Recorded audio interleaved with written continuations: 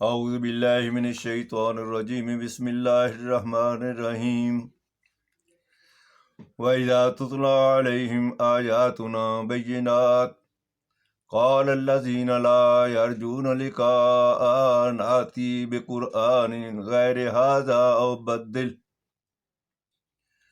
قُلْ مَا يَكُونُ لِي أَنْ أُبَدِّلَهُ مِنْ تِلْقَاءِ نَفْسِي إِنْ أَتَّبِعُ إِلَّا مَا يُوحَىٰ إِلَيَّ انی اخاف ان عصیت ربی عذاب یوم عظیم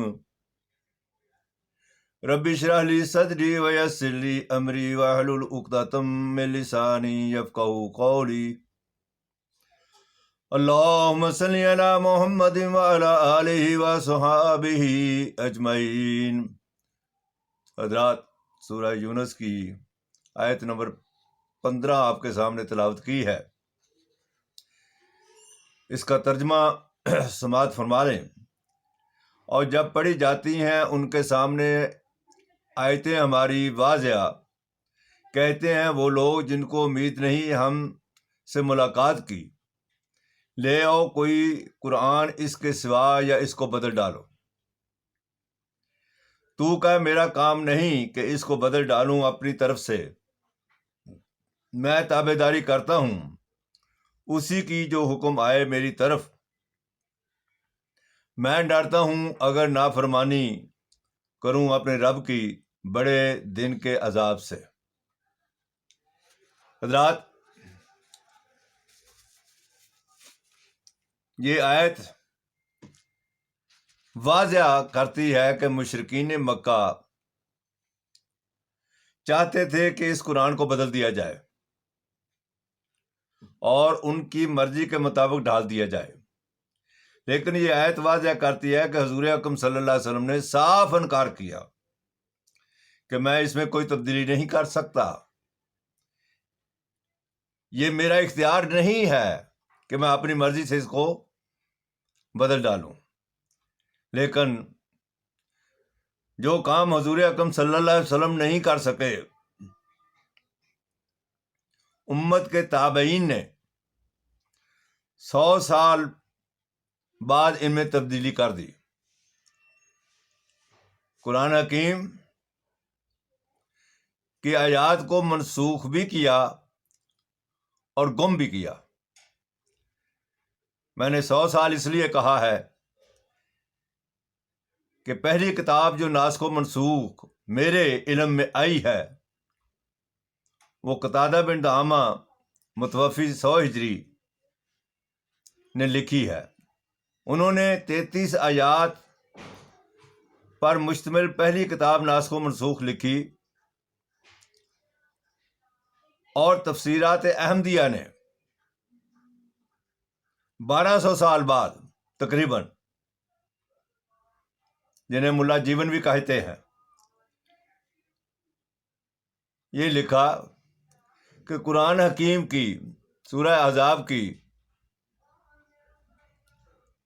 213 آیات گم ہے، اور سورہ طلاق کی بھی آیات گم ہے۔ سورہ طلاق اور سورہ احزاب سورہ بقرہ کے برابر کہتے ہیں۔ اس طریقے پر انہوں نے 487 آیات کو گم کیا ہے۔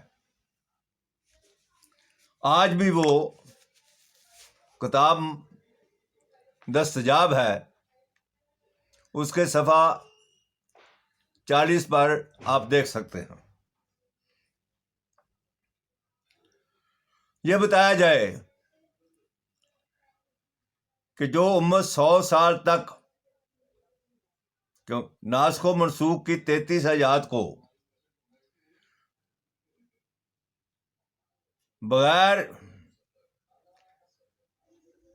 ناسخ و منسوخ سمجھتے ہوئے پورے قرآن مجید پر عمل کرتی رہی، یہ ناسخ و منسوخ تو قتادہ بن دعامہ نے 33 ہو گئے، یا اس سے کوئی پہلے 20 سال سمجھ لیں، اس سے قبل جو امت ناسخ و منسوخ کے بغیر قرآن حکیم پر عمل کرتی رہی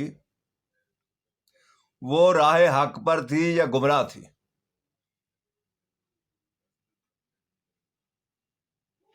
اور وہی ناسخ و منسوخ 33 آیات سے شروع ہوا تو 500 تک بڑھا دیا گیا. یہ انتزاع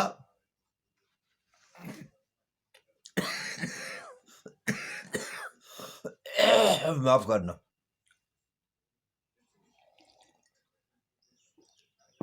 معارف قرآن مفتی محمد شفیع صاحب کی تفسیر اس کے صفحہ 228 پر تعداد لکھی ہے. وہی لکھتے ہیں آگے کہ علامہ سیوطی نے ان 500 میں سے 480 کو ختم کر دیا، صرف 20 رہنے دی. اور آگے جو بڑھے تو شاہ ولی اللہ نے 15 منسوخ کر دی. سیوطی صاحب کی بھی صرف اب 5 ہیں. تو وہ ناسخ و منسوخ کا مسئلہ جو قتادہ بن دعامہ سے شروع ہوا اور شاہ ولی اللہ پر آ کر ختم ہوا، تو یہ بتایا جائے کہ جس میں امت نے سرے سے ہی کوئی تیقن نہیں حاصل کیا تو وہ کس طریقے پر حق ہو سکتا ہے؟ میرا موقف یہ ہے کہ مجھے یہ بتایا جائے کہ تم کبھی 500 آیات کہتے ہو اور کبھی 5 آیات کہتے ہو، اے علماء سو، یہ بتایا جائے کہ حضور اکرم صلی اللہ علیہ وسلم نے کتنی آیات منسوخ کی. بات دراصل یہ ہے کہ ناسخ و منسوخ کا مسئلہ کج فہمی اور بدنیتی کی وجہ سے پیدا کیا گیا تاکہ قرآنی آیات کے احکامات سے پہلو بچایا جا سکے، جس کا مطالبہ مشرکین بھی کرتے رہے. اور اسی لیے عباسی دور کے اندر قرآن حکیم کو مشکوک بنانے کے لیے خلق قرآن کا مسئلہ انہوں نے شروع کیا، اس لیے کہ انسان قرآن حکیم کے حق کے راستے کو اختیار کرنے کی بجائے تن آسانیاں چاہتا ہے، اور یہ تن آسانیاں اس سے قبل الہامی کتابوں سے پہلو تہی کرتے ہوئے بنی اسرائیل نے بھی کی اور دین حنیف کے پیروکار امیین نے بھی کی. اس کا ایلیگیشن اللہ تبارک تعالیٰ نے قرآن حکیم میں ان امتوں پر لگایا ہے. ارشاد ربانی ہے وما وجدنا لأکثرهم من احد وان وجدنا اکثرهم لفاسقین. نہ پایا ان کے اکثر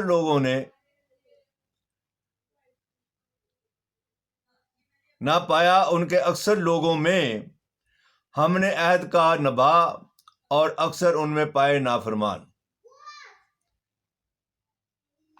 دوسری آیت برائے توجہ تحریر کی جاتی ہے. ارشاد ربانی ہے وَإِذَا قِيلَ لَهُمُ اتَّبِعُوا مَا أَنزَلَ اللَّهُ قَالُوا بَلْ نَتَّبِعُ مَا وَجَدْنَا عَلَيْهِ آبَاءَنَا أَوَلَوْ كَانَ الشَّيْطَانُ يَدْعُوهُمْ إِلَىٰ عَذَابِ السَّعِيرِ. یہ سورہ لقمان کی آیت نمبر 20 ہے. جب ان سے کہیے چلو اس حکم پر جو اتارا اللہ تعالیٰ نے، کہیں نہیں ہم تو چلیں گے اسی پر جس کو پایا ہم نے اپنے باپ دادوں کو، بلا اور جو شیطان بلاتا ہو ان کو دوزخ کے عذاب کی طرف، تو بھی یہ جو آیات تلاوت کی گئی ہیں دور حاضر کے مسلمانوں پر فٹ آتی ہیں۔ وہ اس قرآن سے بھاگتے ہیں کیونکہ اس میں سرمایہ داری اور جاگیرداری پر پڑتی ہے۔ جب ان سے کہا جاتا ہے کہ قرآن غور و فکر کی دعوت دیتا ہے، لہذا غور و فکر کرو، تو ان کا جواب یہ ہوتا ہے کہ ہم نے تو اپنے آباء و اجداد کو یوں ہی کرتے دیکھا ہے، ہم نے تو اپنے مسلک کے علماء کو ایسا ہی کرتے پایا ہے۔ تو اللہ تعالیٰ نے فرمایا کہ اگر ان میں اکثر نافرمان ہوں تو،